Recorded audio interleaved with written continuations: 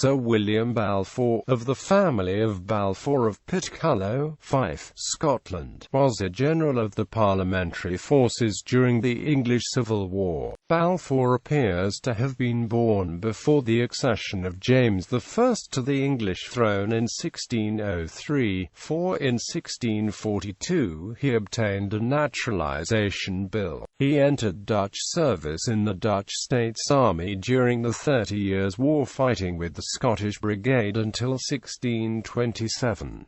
In that year he became lieutenant colonel in the Earl of Morton's regiment, took part in the expedition to the Isle of Varechiacu to relieve the Siege of La Rochelle, and was noticed as being one of the officers most favoured by the Duke of Buckingham. In January 1628 he was charged by Charles I, in conjunction with Colonel Dalbier, to raise 1,000 horse in Friesland, but the suspicions this project aroused in the House of Commons of England obliged the king to abandon the plan, and to assure the House that these troops were never meant to be employed in England. On the death of Sir Alan Apsley in 1630, Sir William, who is described as one of the gentlemen of the King's Privy Chamber, was appointed Lieutenant of the Tower of London. In October 1631 he was employed on a confidential mission to the Netherlands. He also received many other marks of the King's favour, including the grant in 1633 of a lucrative patent for making gold and silver money in the Tower. Nevertheless, Balfour, from the beginning of the Long Parliament, according to the natural custom of his country, forgot all his obligations to the king, and made himself very gracious to those people whose glory it was to be thought enemies of the court. Perhaps religious motives had something to do with this change of parties, for Balfour was a devout Presbyterian and a violent opponent of popery, and had once beaten a priest for trying to convert his wife. Strafford was entrusted to Balfour's keeping, and though offered £20,000 and an advantageous match for his daughter, he refused to connive at the Earl's escape, or to admit Captain Billingsley and his suspicious levies to the Tower. The king, therefore, persuaded or obliged Balfour to resign his post in December 1641.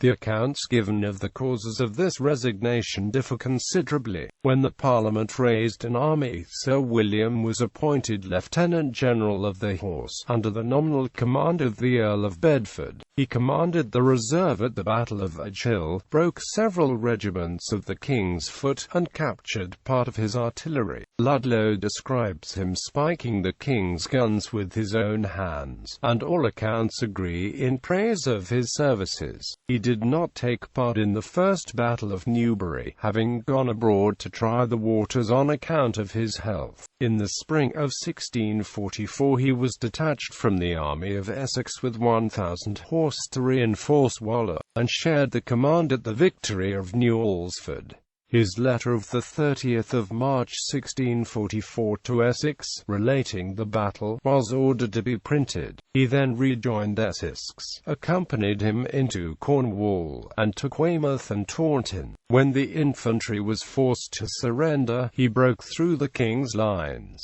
and, by an orderly and well-governed march, passed above 100 miles in the king's quarters, and succeeded in joining General Middleton. At the Second Battle of Newbury he commanded the right wing of the parliamentary horse. This was Balfour's last public exploit. With the organisation of the new model army he retired from military service. The House of Commons appointed a committee to consider over fit recompense and acknowledgement of the faithful services done by him to the public, and the House of Lords voted the payment of his arrears and specially recommended him to the Commons. But some intercepted correspondence seems to have awakened suspicions and caused delays in this payment. Sir William Balfour's will was proved in 1660.